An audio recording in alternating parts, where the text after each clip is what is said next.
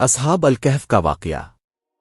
اصحاب الکہف کا یہ قصہ ایمان، توکل، معجزے اور اللہ کی قدرت کی بے مثال داستان ہے، جسے اگر تصویری انداز میں دکھایا جائے تو وہ دلوں کو جھنجھوڑ سکتا ہے۔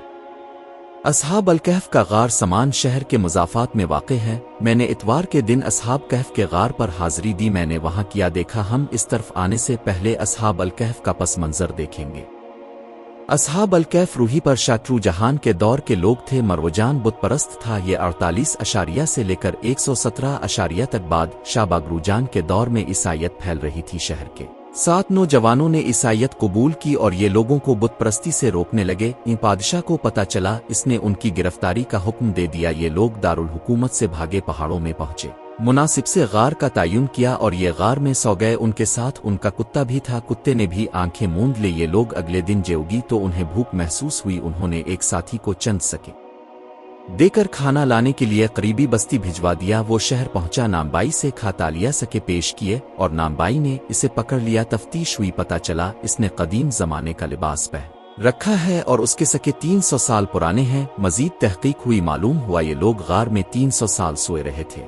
بادشاہ کو اطلاع ہوئی، وہ اپنی کابینہ کے ساتھ آر میں پہنچا۔ باقی اصحاب سے ملاقات ہوئی، ثابت ہو گیا یہ لوگ اللہ تعالیٰ کے معجزے سے 300 سال گہری نیند میں پڑے رہے۔ اس دوران پورا علاقہ مشرق با عیسائیت ہو چکا تھا۔ یہ لوگ جس معاشرے کو بت پرست چھوڑ کر سوئے تھے، اس میں اب ہر جگہ چرچا بن چکے تھے۔ بادشاہ نے انہیں شہر تشریف لانے کی دعوت دی، لیکن حضرات نے انکار کر دیا۔ وہ اسی غار میں مقیم رہے، طبیعی زندگی پوری کی اور انتقال فرما گئے۔ بادشاہ نے ان کی وصیت کے مطابق انہیں اس غار میں دفن کر دیا اور غار کے اوپر عبادت گاہ بنا دی۔ ماہرین کے مطابق ہے 250 کا واقعہ ہے۔ قرآن مجید نے سورۃ الکہف میں اس واقعے کا تفصیل سے ذکر فرمایا۔ قرآن مجید نے ان حضرات کو اصحاب الکہف والرقیم قرار دیا اور ان کے غار کی 3 نشانیاں بیان کی۔ یہ غار ایک ایسی جگہ واقع ہے جہاں سورج دائیں جانب سے چمکتا ہوا طلوع ہوتا ہے اور بائیں جانب سے کترا کر غروب ہوتا ہے۔ اصحاب الکہف غار کے کشادہ حصے میں سوئے ہوئے تھے اور اس غار کے اوپر ایک عبادت گاہ مسجد ہے۔ قرآن مجید نے ان حضرات کی تعداد بیان نہیں کی۔ ائمہ کرام کا خیال ہے یہ لوگ 3-5 اسات تھے۔ عیسائی محققین ان کی تعداد 7 بیان کرتے ہیں اور اس مناسبت سے انہیں 7 سلیپرز کہتے ہیں۔ قرآن مجید نے انہیں رقیم کا باسی بھی قرار دیا تھا۔ محققین کا خیال ہے رقیم پیٹرا کا قدیم نام تھا۔ یہ لوگ پیٹرا سے بھاگ کر عمان پہنچے، تاہم عمان سے 100 کلومیٹر کے فاصلے پر رجیب نام کی ایک بہتی موجود ہے۔ محققین کا خیال ہے یہ رقیم کا بگڑا ہوا نام ہے اور یہ لوگ جیب سے یہاں آئے تھے۔ غار کے دائیں بائیں موجود آبادی کو بھی رقیم کہا جاتا ہے، لیکن یہ وہی رقیم ہے جس کا نام قرآن مجید نے تحریر کیا۔ پھر یہ رجیب تھا، پھر یہ پیٹرا تھا۔ اللہ تعالیٰ بہتر جانتا ہے۔ دنیا میں اصحاب کہف کے بے شمار غار ہیں۔ ایک غار ترکی کے شہر ایفسس میں بھی موجود ہے۔ یہ دنیا کے قدیم ترین شہروں میں شمار ہوتا ہے۔ اس میں حضرت مریم کا گھر بھی موجود ہے۔ حضرت مریم حضرت عیسیٰ کے بعد بحث جان کے ساتھ افس تشریف لے آئی تھی۔ اپنے زندگی کا بڑا حصہ اس شہر میں گزارا تھا۔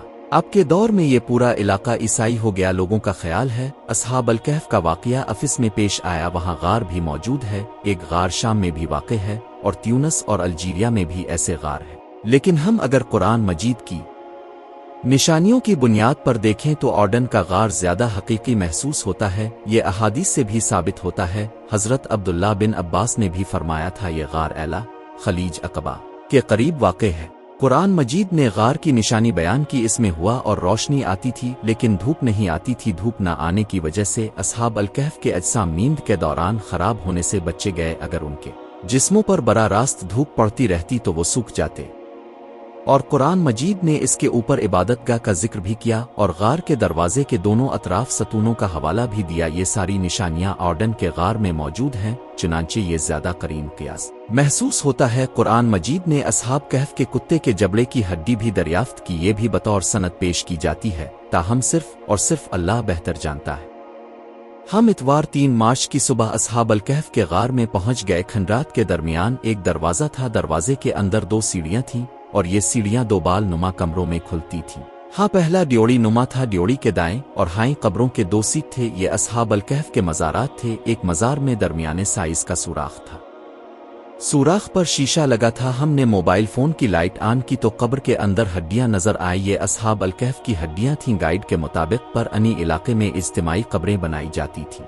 चनांचे इन कब्रों में ज्यादा लोगों की हड्डियां हैं। ये गार हजरत अबू बकर सिद्दीक के जमाने में भी मौजूद था। तुम्हारती काफिले यहाँ से गुजरते थे और लोग दुआ के लिए भी यहाँ रोकते थे। सुल्तान सलाह अल-दीन अबू भी यहाँ आए थे। उन्होंने गार की छत पर कारी कराई थी। चुकी कारी के आसार आज तक मौजूद हैं। कब्रों से आगे 2 सीढ़ियां चढ़कर एक दूसरा हाँ मैं था।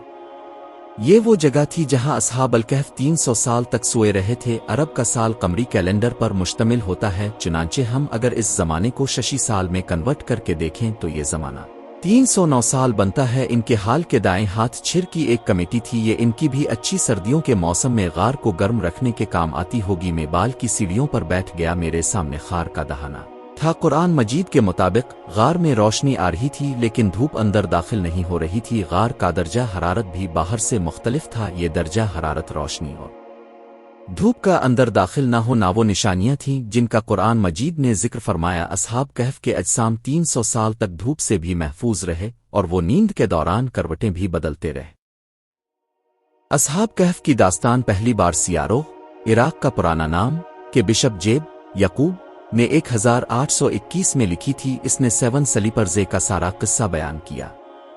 मैं सीढ़ियों पर बैठा था और वक्त की किताब मेरे सामने खिली पड़ी थी। वो लोग कहां से भागकर कहां आए। अल्लाह ताला ने किस तरह उन पर गहरी नींद तारी फरमाई। वो किस तरह दोबारा बेदार हुए। वो किस तरह शहर गए। लोगों ने किस तरह उनके हाथ चूमे। उन्होंने किस तरह तबीई जिंदगी पूरी की और किस तरह दोबारा फौत हुए। ये गार किस तरह बार बार इंसानी आंखों से ओथल हो जावर जाहिर हो बावर में।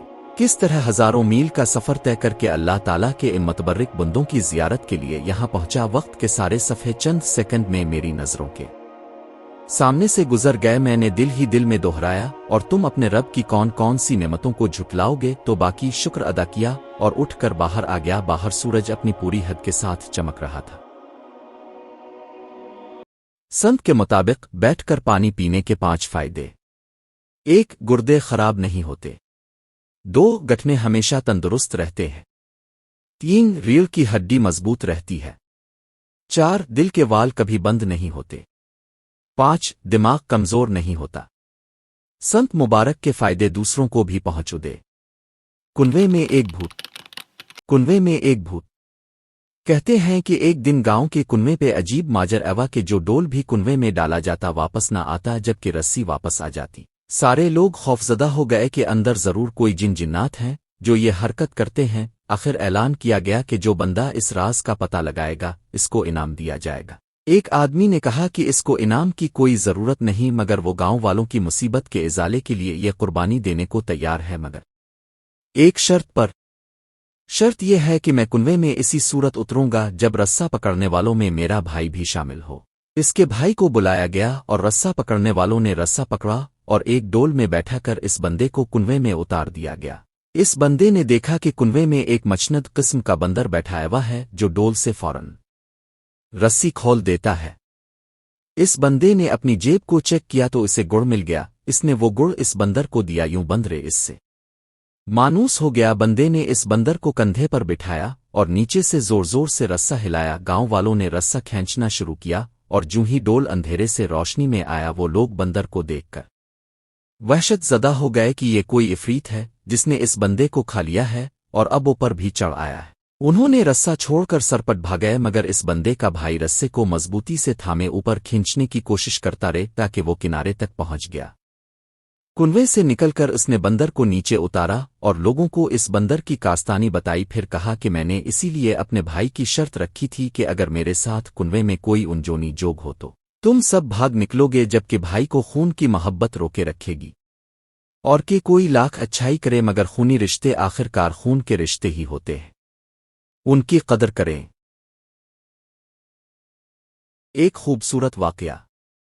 एक गुलाम था। एक दिन वो काम पर न गया तो उसके मालिक ने सोचा कि मुझे इसकी तनख्वाह में कुछ इजाफा कर देना चाहिए ताकि वो और दिलजमी से काम करे और आइंदा गायब ना हो।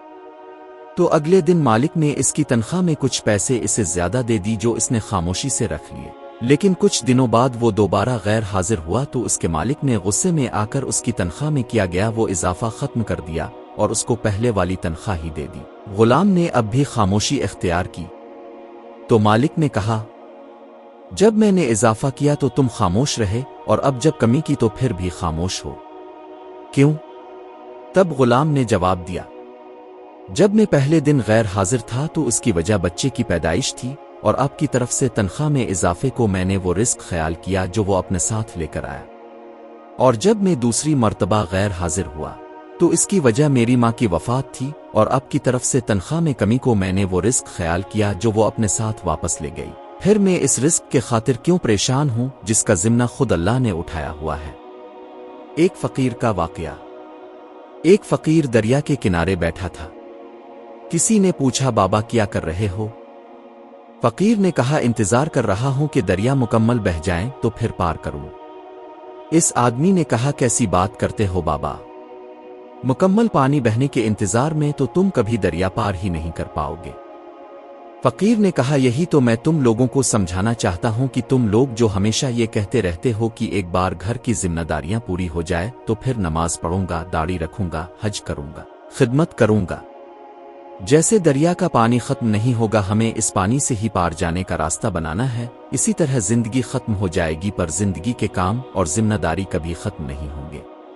امام حنبل رحمت اللہ علیہ کا واقعہ۔ ایک واقعہ امام حنبل رحمت اللہ علیہ فرماتے ہیں، ایک دفعہ مجھے عراق کے کسی گاؤں میں رات ہو گئی۔ میں ایک مسجد میں گیا لیکن چوکیدار نے مجھے وہاں سے نکال دیا۔ میں مسجد سے باہر فرش پر سو گیا۔ چوکیدار نے مجھے پاؤں سے پکڑا اور گھسیٹ کر مسجد سے دور کر دیا۔ ایک خدا ترس آدمی مجھے اپنے گھر لے گیا۔ وہ شخص چلتے پھرتے، الفاٹیتی بیٹھتے ہر وقت وہ استغفار پڑھتا تھا۔ صبح ہوئی تو میں نے اس شخص سے پوچھا کہ کیا آپ کو استغفار پڑھنے کا کوئی فائدہ بھی ہوا؟ اس نے جواب دیا، جی ہاں، میری ہر دعا قبول ہوئی سوائے اس کے کہ میری ملاقات امام احمد بن حنبل سے ہو جائے۔ میں نے کہا، میں ہی احمد بن حنبل ہوں، اور تم دیکھو کہ مجھے کیسے گھسیٹ کر تمہارے پاس لایا گیا ہے۔ فرعون کو شیطان کی نصیحت۔ فرعون کو شیطان کی نصیحت۔ ایک مرتبہ شیطان نے فرعون سے پوچھا کہ تجھے کس نے خدا بنایا ہے، اور تیرے اندر ایسا کون سا کمال ہے کہ تو اپنے آپ کو خدا سمجھ بیٹا؟ فرعون نے کہا کہ میرے پاس اندرونی ایسی طاقت ہے جو تیرے پاس نہیں ہے۔ شیطان نے کہا کہ دکھو، تو فرعون کے پاس کچھ بھی نہیں تھا۔ خنزیر کھلانے والا ظالم بادشاہ کا واقعہ۔ خنزیر کھلانے والا ظالم بادشاہ۔ پرانے زمانے میں بنی اسرائیل کا ایک بادشاہ تھا جو کافر ہونے کے ساتھ ساتھ بہت ظالم بھی تھا، جو لوگوں کو خنزیر کا گوشت کھانے پر مجبور کرتا تھا، اور جو آدمی انکار کرتا تو اسے سخت سزائیں دے کر ہلاک کروا دیتا۔ پھر اس زمانے کے سب سے بڑے عابد کو بادشاہ کے پاس لایا گیا۔ لوگ اس عابد کے مرتبے اور فضیلت سے آگاہ تھے۔ لوگ نہیں چاہتے تھے کہ اس عابد بزرگ کو بادشاہ کی طرف سے کوئی تکلیف پہنچے۔ چنانچہ ایک سپاہی نے عابد سے کہا، اب مجھے ایک بکری کا بچہ ذبح کر کے دے دیں۔ جب بادشاہ لے گا کہ اس عابد کے سامنے خنزیر کا گوشت رکھیں تو میں وہی بکری کا گوشت اب کے سامنے پیش کروں گا۔ بادشاہ یہ سمجھے گا کہ اپنے اس کی خواہش کے مطابق خنزیر کا گوشت کھا لیا، اور اس طرح اب بھی ہلاکت سے محفوظ رہیں گے۔ عابد نے بکری کا بچہ ذبح کر کے اس کا گوشت سپاہی کو دے دیا۔ جب عابد کو بادشاہ کے سامنے لایا گیا تو بادشاہ نے حکم دیا کہ خنزیر کا گوشت لایا جائے۔ منصوبے کے مطابق تو اس سپاہی نے بکری کا گوشت عابد کو پیش کیا۔ بادشاہ نے کہا، میرے سامنے خنزیر کا گوشت کھاؤ۔ عابد نے کہا، میں ہرگز نہ کھاؤں گا۔ یہ سن کر سپاہی نے اشارے سے بتایا کہ یہ وہی بکرے کا گوشت ہے جو آپ نے دیا تھا، اب بلا جے کا کھا لیں۔ لیکن عابد نے بادشاہ کے سامنے وہ گوشت کھانے سے انکار کر دیا۔ ظالم بادشاہ نے سپاہیوں کو حکم دیا کہ اسے قتل کریں۔ جب ماہر قتل کے لیے لے جانے لگے تو وہی سپاہی قریب آیا اور کہا، اپنے گوشت کیوں نہ کھایا؟ بخدا یہ وہی گوشت تھا جو آپ نے دیا تھا۔ عابد نے کہا، ایسی کوئی بات نہیں، بلکہ میں اس بات سے ڈر گیا تھا کہ لوگ میری وجہ سے فتنہ میں مبتلا ہو جائیں گے، کیونکہ جب بھی کسی کو خنزیر کا گوشت کھانے پر مجبور کیا جائے گا تو لوگ کہیں گے کہ فلاں ماں بزرگ نے بھی تو مجبور ہو کر حرام گوشت کھا لیا تھا، لہذا ہم بھی کھا لیتے ہیں۔ اس طرح لوگ میری وجہ سے بہت بڑے فتنے میں مبتلا ہو جائیں گے، اور میں لوگوں کے لیے فتنہ ہرگز بنانا نہیں چاہتا ہوں۔ یہ کہہ کر وہ عابد خاموش ہو گیا اور جلاد نے اس کا سر تن سے جدا کر دیا۔ جنت کی کنجی۔ ایک سچے مسلمان کی کہانی۔ ایک گاؤں میں حاجی عبدالسلام نامی ایک نیک اور دیندار شخص رہتا تھا۔ وہ نہایت سادہ زندگی گزارتا، 5 وقت نماز باجماعت ادا کرتا اور ہر وقت قرآن کی تلاوت اس کے لبوں پر ہوتی۔ اس کا ایک ہی خواب تھا کہ وہ اللہ کو راضی کر لے اور جنت حاصل کرے۔ ایک دن اس نے اپنے بیٹے کو بلایا اور کہا، بیٹا، میں نے ساری زندگی دنیا کی فکر کم اور آخرت کی فکر زیادہ کی۔ اب میں چاہتا ہوں کہ تم بھی ایک نیک راستہ چنو۔ بیٹے نے پوچھا، ابوا، آپ کو کیسے یقین ہے کہ اللہ اب سے راضی ہے؟ حاجی صاحب نے مسکرا کر جواب دیا، بیٹا، یقین تو صرف اللہ ہی جانتا ہے، مگر میں نے کوشش کی کہ کسی کا دل نہ دکھاؤں، یتیموں کا خیال رکھوں، صدقہ کروں اور سب سے بڑھ کر اخلاص کے ساتھ نماز پڑھوں۔ یہی سب اعمال جنت کی کنجیاں ہیں۔ بیٹا بولا، اگر یہ کنجیاں ہیں تو کیا میں بھی ان سے دروازہ کھول سکتا ہوں؟ حاجی صاحب نے اس کے کندھے پر ہاتھ رکھتے ہوئے کہا، ہاں بیٹا، یہ جنت کا دروازہ ہر اس شخص کے لیے کھلتا ہے جو نیت کو پاک رکھے، عاجزی اختیار کرے اور اللہ سے ڈرتا ہو۔ وقت گزرتا گیا، حاجی صاحب کا انتقال ہو گیا۔ لوگوں نے دیکھا کہ اس کی زندگی کا اثر سب کے دلوں میں تھا۔ گاؤں کے یتیم بچے اس کے لیے دعائیں کر رہے تھے، مسجد کے امام اس کے اخلاص کی تعریف کر رہے تھے اور بیٹا اس کے نقش قدم پر چلنے کا وعدہ کر رہا تھا۔ کچھ عرصے بعد بیٹے نے بھی گاؤں میں ایک چھوٹی سی مسجد بنوائی اور اس کا نام رکھا مسجد کنجا جنت۔ وہ ہر نماز کے بعد لوگوں کو یہی سبق دیتا، دلوں کو صاف رکھو، کسی کو تکلیف نہ دو اور نیت اللہ کے لیے رکھو، یہی جنت کی اصل کنجی ہے۔ سبق: نیکی کے کام چھوٹے ہوں یا بڑے، اللہ کے ہاں صرف نیت دیکھی جاتی ہے۔ سچی نیت، اخلاص اور دوسروں کی خدمت، یہی وہ کنجیاں ہیں جو ہمیں جنت کے دروازے تک لے جا سکتی ہے۔ یقین۔ حضرت شاہ کرمانی کی ایک ہی بیٹی تھی جن کا رشتہ ایک بادشاہ نے مانگا مگر انہوں نے منظور نہیں کیا۔ پھر ایک لڑکے کو نماز روزے کا پابند دیکھ کر شاہ صاحب نے اس سے نکاح کر دیا۔ صاحبزادی رخصت ہو کر شوہر کے گھر آئیں تو گھر میں سوکھی ہوئی روٹی دیکھی تو دیکھ کر شوہر سے پوچھا، یہ کیا ہے؟ لڑکے نے کہا، رات کو بیچ کی تھی، روزہ کھولنے کے لیے رکھ لی ہے۔ یہ سن کر لڑکی الٹے پاؤں پیچھے ہٹی۔ لڑکا بولا، میں پہلے ہی جانتا تھا، ایک بادشاہ کی بیٹی میری غریبی پر کیوں راضی ہوگی؟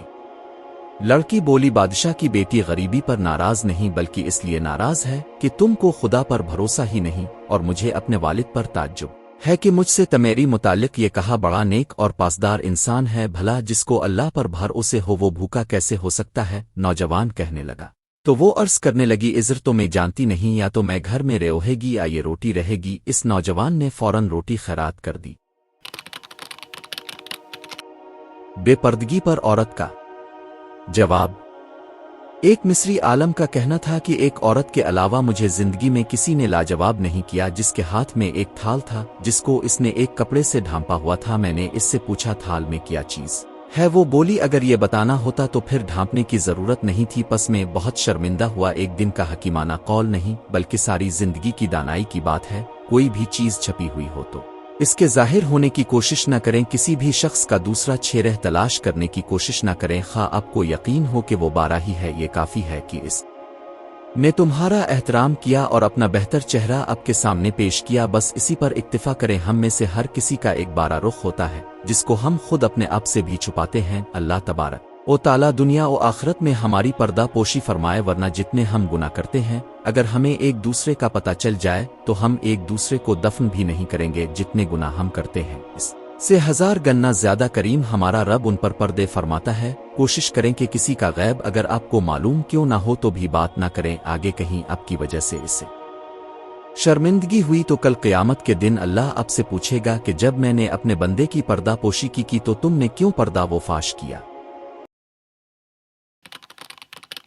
کہانی کا عنوان: کمی خوابوں میں نہیں نیتوں میں تھی۔ دور خلافت راشدین کا زمانہ۔ مدینہ کی گلیوں میں ایک نحیف و نزار لڑکا روزانہ پھٹے کپڑوں میں ننگے پاؤں گرد سے اٹے چہرے کے ساتھ مسجد نبوی کے قریب بیٹھا نظر آتا۔ لوگ گزرتے کچھ حقارت سے دیکھتے، کچھ ترس کھا کر چند سکے اس کی جھولی میں ڈال دیتے، مگر اس لڑکے کی آنکھیں وہ سب سے الگ تھیں۔ ان میں نہ شکایت تھی نہ مایوسی، بس شوق تھا۔ دل میں ایک خواب تھا، روز جب مسجد میں کوئی بزرگ عالم تاجر اندر جاتا تو وہ حسرت سے ان کی طرف دیکھتا اور زیر لب کہتا، اللہ، میں بھی تیری راہ میں بڑا کچھ کرنا چاہتا ہوں پر میرے ہاتھ خالی ہے۔ مگر نیت خالی نہیں تھی۔ ایک دن خلام چھٹیے وقت حضرت صاحب مسجد کے باہر بیٹھے ہوئے تھے۔ اس لڑکے نے ادب سے سلام کیا۔ بزرگ نے جواب دیا اور فرمایا، بیٹے، تم روز یہاں بیٹھے ہوتے ہو، کوئی کام کیوں نہیں کرتے؟ لڑکے کی آنکھوں میں نمی آ گئی۔ وہ بولا، امیر المومنین، کام کا شوق ہے، طاقت بھی ہے، مگر موقع نہیں۔ جو چند سکے ملتے ہیں اس سے ماں کو روٹی ملاتا ہوں۔ خواب تو بڑا ہے پر حالات چھوٹے ہیں۔ حضرت صاحب تھوڑی دیر خاموش رہے، پھر فرمایا، بیٹے یاد رکھو، خواب چھوٹے ہوں یا بڑے، اللہ نیت دیکھتا ہے۔ تاو کیا کرنا چاہتا ہے؟ لڑکے نے کہا، میں چاہتا ہوں دین کی خدمت کروں، علم حاصل کروں، کسی کی مدد کروں، مجھے بس ایک موقع چاہیے۔ حضرت صاحب نے اسے اپنے ساتھ لے لیا۔ پھر وہ دن آیا، چند سال گزرے، وہی لڑکا اب قرآن کا عالم بن چکا تھا۔ مدینہ کی ایک مسجد میں بچوں کو قرآن پڑھاتا، بیواؤں کے گھروں میں آٹا بھیجتا اور رات کو تہجد میں اپنے رب سے بات کرتا۔ لوگ اب اسے معلم النوری کہتے۔ کسی نے ایک دن اس سے پوچھا، کیا تمہیں کبھی لگتا ہے کہ تم غریب پیدا ہوئے، تمہیں کچھ ملا نہیں؟ وہ مسکرا کر بولا، کمی کبھی پیسوں میں نہیں ہوتی، نیت میں ہوتی ہے۔ اللہ نے جب نیت دیکھی تو مجھے اس مقام پر پہنچا دیا جہاں دنیا کے خزانے بھی شرمندہ ہیں۔ کہانی کا پیغام، اللہ ہمارے وسائل نہیں، نیتیں دیکھتا ہے۔ کوئی بھی شخص اگر سچے دل سے کوشش کرے تو وہ رب کی مدد پا سکتا ہے۔ غربت راستہ نہیں روکتی، بس ارادوں کو چمکاتی ہے۔ نیکی کے لیے دولت نہیں، دل کا جذبہ کافی ہوتا ہے۔ غرور کا انجام، سچا واقعہ۔ بنی اسرائیل میں ایک شخص تھا جو بہت بڑا ہی نیک عابد اور زاہد تھا۔ سب لوگوں میں اس کی بڑی عزت تھی، لوگوں میں اس کی نیکی اور پارسائی کا بڑا ہی چرچا تھا۔ اسی علاقے میں ایک شخص اور تھا، لوگ اسے بہت برا انسان سمجھتے تھے۔ وہ تھا ہی ایسا بد عمل اور بد کردار، کوئی بھی اسے اچھا نہیں سمجھتا تھا۔ ایک روز اس گناہگار شخص نے دیکھا کہ وہ نیک آدمی ایک میدان میں بیٹھا ہوا ہے، ہر طرف تیز دھوپ پھیلی ہوئی ہے، مگر اللہ کے اس نیک بندے پر ایک بادل کے ٹکڑے نے سایہ چا کر رکھا ہے۔ گناہگار نے یہ منظر دیکھا تو اپنے دل سے بڑا شرمسار ہوا اور یہ خیال پیدا ہوا کہ اس چلچلاتی دھوپ میں جہاں دور دور تک سایہ نہیں ہے، بادل کے ایک ٹکڑے نے صرف اس لیے اس پر سایہ کر رکھا ہے کہ یہ اللہ کا نیک بندہ ہے، کیوں نہ میں بھی اس کے ساتھ ساتھ بیٹھ جاؤں۔ کیا خبر کہ اس کی برکت سے اللہ تعالیٰ مجھے بھی بخش دے اور میری خطاؤں کو معاف بھی فرما دے۔ یہ شخص عابد و زاہد کے پاس گیا اور اس کے ساتھ سائے میں بیٹھ گیا۔ اس کے بیٹھتے ہی اس عابد و زاہد شخص کے دل میں عابد شخص خیال آیا کہ یہ اپنے زمانے کا بدترین گناہگار اور پوری قوم میں بدنام شخص ہے، اس کے ساتھ تو کوئی بھی اٹھنا بیٹھنا پسند نہیں کرتا، یہ میرے پاس کہاں سے آ کر بیٹھ گیا؟ یہ خیال آتے ہی اس نے اس رسوائے زمانہ کو اپنے پاس سے اٹھا دیا۔ وہ گناہگار شخص اٹھا اور چلا گیا، لیکن بادل کا وہ ٹکڑا بھی اس کے ساتھ روانہ ہو گیا اور اس کے سر پر سایہ فگن ہو گیا۔ اس وقت کے پیغمبر کو وحی آئی کہ ان دونوں سے کہہ کے نئے سرے سے اپنے اپنے اعمال کی ابتدا کریں، کیونکہ اس فاسق و فاجر نے جو کچھ کیا ہم نے اس کے خلوصی نیت اور جذبہ شرمساری کے سبب اسے بخش دیا اور اس کی پچھلی ساری خطائیں معاف فرما دی، جبکہ اس عابد کی تمام نیکیاں اور اچھے اعمال اس کے تکبر کی وجہ سے اس سے چھین لیے گئے۔ حضرت جنید بغدادی رحمۃ اللہ علیہ کے ساتھ دسترخوان پر پرندہ کا کھانا کھانا۔ حضرت جنید بغدادی رحمۃ اللہ علیہ کی خدمت میں کسی شخص نے تحفہ کوئی پرندہ بھیجا، جس کو انہوں نے قبول فرما لیا اور ایک مدت تک اپنے پاس رکھ کر اس پرندہ کو رہا کر دیا۔ یہ دیکھ کر لوگوں نے اب سے اس کا سبب دریافت کیا تو اپنے ارشاد فرمایا کہ اس پرندہ نے مجھ سے فریاد کیا کہ جنید، افسوس ہے کہ اب تو اپنے احباب کی مناجات سے لطف اندوز ہوتے رہیں اور میں بے مونس و غم خویرہ اب کے اس پنجرے میں مقید رہوں۔ میں نے اس کی یہ درد بھری فریاد سن کر اس کو آزاد کر دیا، اور وہ پرندہ جاتے وقت یہ کہہ کر اڑ گیا کہ جب تک کوئی پرندہ ذکر الہی میں مصروف رہتا ہے وہ جال کے پھندے سے آزاد رہتا ہے۔ اور جہاں ذکر الہی سے غفلت ہوئی کسی نہ کسی جال کے پھندے میں پھنس جاتا ہے۔ میں تو بس ایک ہی مرتبہ ذکر سے غافل ہوا تھا کہ مجھے اس کی سزا میں پنجرے کی قید میں مقید ہونا پڑا۔ ہائے افسوس ان لوگوں کا کیا حال ہوگا جو اکثر و بیشتر یاد الہی سے غافل رہتے ہیں۔ حضرت جنید رحمۃ اللہ علیہ۔ میں اب سے مستحکم وعدہ کرتا ہوں کہ اب کبھی ایسا نہ کروں گا۔ اس کے بعد کبھی کبھی وہ پرندہ حضرت جنید رحمۃ اللہ علیہ کی زیارت کے لیے آتا اور دسترخوان پر ان کے ساتھ بیٹھ کر کھانا کھایا کرتا تھا۔ چنانچہ جب حضرت جنید رحمۃ اللہ علیہ کا انتقال ہوا تو وہ پرندہ بھی تڑپ کر زمین پر گرا اور اس کی روح پرواز کر گئی۔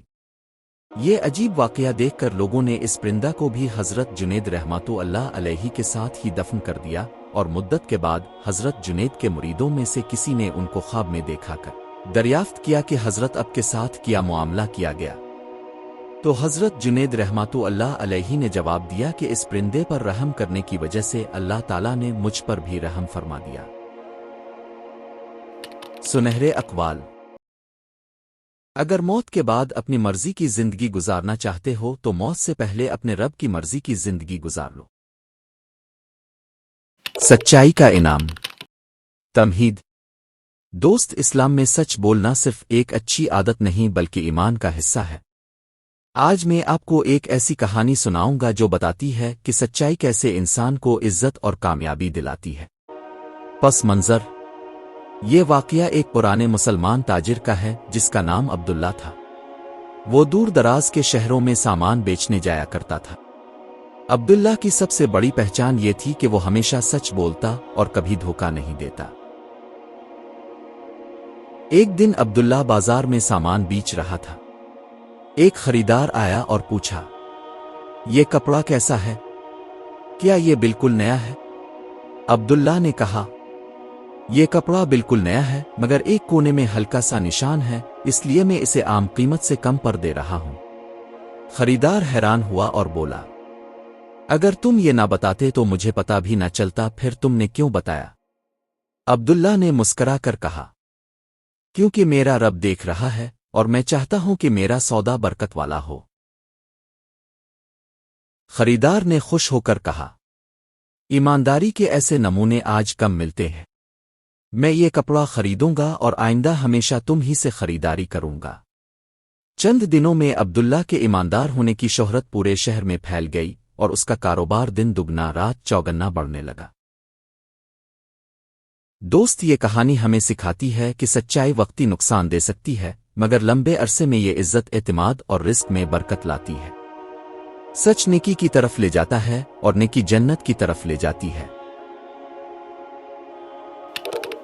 غریب شخص اور صدقہ کی برکت۔ دوست، تم جو کچھ بھی اللہ کی راہ میں خرچ کرو گے اللہ اس کا نام البدل دے گا۔ یہ کہانی ایک ایسے شخص کی ہے جس کے پاس دنیاوی مال و دولت کچھ نہ تھا مگر دل ایمان اور اخلاص سے بھرا ہوا تھا۔ پرانے زمانے کا ایک چھوٹا سا گاؤں، مٹی کے گھر، کچی گلیاں اور کھجور کے درختوں سے بھری کھیتیاں۔ اسی گاؤں میں یوسف نام کا ایک غریب مزدور رہتا تھا۔ یوسف دن بھر محنت مزدوری کرتا مگر کبھی کبھی اسے اور اس کے گھر والوں کو بھوکا سونا پڑتا۔ ایک دن یوسف نے سارا دن محنت کی مگر مزدوری نہ ملی۔ شام کو گھر آیا تو گھر میں صرف ایک روٹی تھی جو اس کی بیوی نے مشکل سے بنائی تھی۔ یوسف ابھی بیٹھا ہی تھا کہ دروازے پر دستک ہوئی۔ باہر ایک اجنبی تھکا ہوا دھوپ سے جلتا چہرہ، آنکھوں میں تھکن اور پیٹ پر ہاتھ رکھے کھڑا تھا۔ اس نے کمزور آواز میں کہا، بھائی، 3 دن سے بھوکا ہوں، کچھ کھانے کو دے دو۔ قربانی کا لمحہ۔ یوسف کے دل میں ایک لمحے کو خیال آیا کہ یہ روٹی تو میرے بچوں کے لیے ہے، مگر اگلے ہی لمحے اس نے سوچا، یہ اللہ کا امتحان ہے۔ اس نے وہ واحد روٹی مسکراتے ہوئے اس مسافر کے ہاتھ میں دے دی اور کہا، یہ لو بھائی، اللہ تمہارا بھلا کرے۔ مسافر کی آنکھوں میں آنسو آ گئے اور اس نے دعائیں دے کر کھانا کھایا۔ برکت کا معجزہ۔ یوسف گھر لوٹا تو خالی دسترخوان دیکھ کر بیوی نے حیرانی سے پوچھا، روٹی کہاں گئی؟ یوسف نے جواب دیا، ہم نے اللہ کے لیے دے دی۔ اسی وقت گاؤں کے ایک مالدار شخص نے دروازہ کھٹکھٹایا اور کہا، یوسف، آج میرا ایک مزدور نہیں آیا، کیا تم یہ کام کر لو گے؟ مزدوری میں تمہیں 2 دن کا معاوضہ ایک ساتھ دے دوں گا۔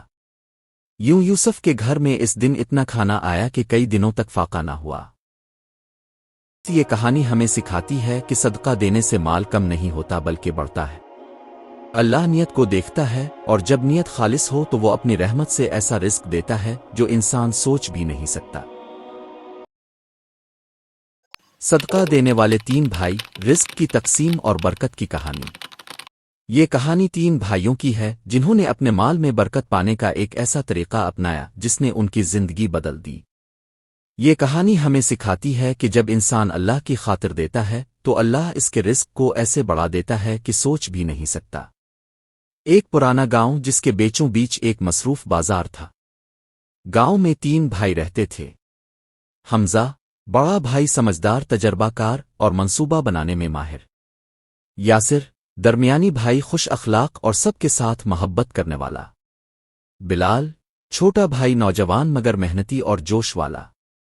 تینوں بھائیوں کا کپڑوں کا کاروبار تھا۔ دن بھر وہ بازار میں گاہکوں سے ملتے، مال بیچتے اور شام کو دکان بند کر کے گھر آ جاتے۔ ایک دن تینوں بھائی دکان بند کر کے گھر بیٹھے تھے۔ بڑی ماں نے کہا، بیٹو یاد رکھو، مال کا اصل برکت دینے والا اللہ ہے۔ اگر تم چاہتے ہو کہ تمہارا کاروبار بڑھے اور دل میں سکون رہے تو اللہ کا حصہ مت بھولو۔ حمزہ نے سوچا اور بولا، کیوں نہ ہم اپنی آمدنی 3 حصوں میں تقسیم کریں؟ یاسر نے پوچھا، کیا مطلب؟ حمزہ نے کہا، ایک حصہ اللہ کی راہ میں، ایک حصہ گھر کے اخراجات کے لیے اور ایک حصہ کاروبار میں دوبارہ لگانے کے لیے۔ بلال فوراً بولا، یہ تو بہترین بات ہے، اس طرح ہم دوسروں کی مدد بھی کر سکیں گے اور اپنا کاروبار بھی بڑھائیں گے۔ اگلے ہی دن سے تینوں بھائیوں نے یہ اصول اپنانا شروع کر دیا۔ ہر دن کے آخر میں وہ اپنی آمدنی الگ کرتے۔ پہلا حصہ مسجد میں کسی غریب کو دیتے، دوسرا حصہ گھر کے اخراجات میں لگتا، تیسرا حصہ نئے کپڑوں، رنگوں اور ڈیزائنز کی خریداری میں جاتا۔ شروع میں انہیں لگا کہ شاید اس سے ان کا نفع کم ہو جائے گا، لیکن دل میں ایک عجیب سا سکون بھی محسوس ہوتا۔ چند مہینوں بعد بازار میں ان کی دکان پر گاہکوں کا رش بڑھ گیا۔ ایک دن یاسر نے کہا، بھائیو پتہ نہیں کیا راز ہے مگر لوگ دور دور سے ہمارے پاس آ رہے ہیں۔ حمزہ مسکرا کر بولا، یہ اللہ کا وعدہ ہے کہ جو اس کی راہ میں دیتا ہے وہ اسے کئی گنا لوٹتا ہے۔ بلال نے کہا، ہم نے نہ صرف نفع پایا بلکہ لوگوں کے دل بھی جیت لیے ہیں۔ 1 سال بعد قریبی علاقے میں سیلاب آیا، کئی لوگ بے گھر اور بے روزگار ہو گئے۔ تینوں بھائیوں نے فیصلہ کیا کہ اس مہینے کا پہلا اور دوسرا حصہ دونوں اللہ کی راہ میں دیں گے اور گھر کے لیے کم پر گزارا کریں گے۔ یاسر نے کہا، یہ مشکل وقت ہے مگر شاید یہ اللہ کا ایک اور امتحان ہے۔ انہوں نے کپڑے، کمبل اور کھانے کا انتظام کیا اور سیلاب زدگان کے درمیان بانٹا۔ کچھ ہی دن بعد ایک بڑے تاجر نے ان سے ملاقات کی اور کہا، میں نے تمہاری ایمانداری اور سخاوت کے بارے میں سنا ہے، میں چاہتا ہوں کہ تم میرا مال بھی بیچو۔ اس شراکت سے ان کا کاروبار 3 گنا بڑھ گیا۔ گاؤں میں سب ان کو عزت سے دیکھنے لگے، مگر تینوں بھائی پہلے جیسے عاجز اور سادہ رہے۔ دوست، یہ کہانی ہمیں سکھاتی ہے کہ اللہ کے دیے میں سے اس کی راہ میں دینا کبھی نقصان نہیں دیتا۔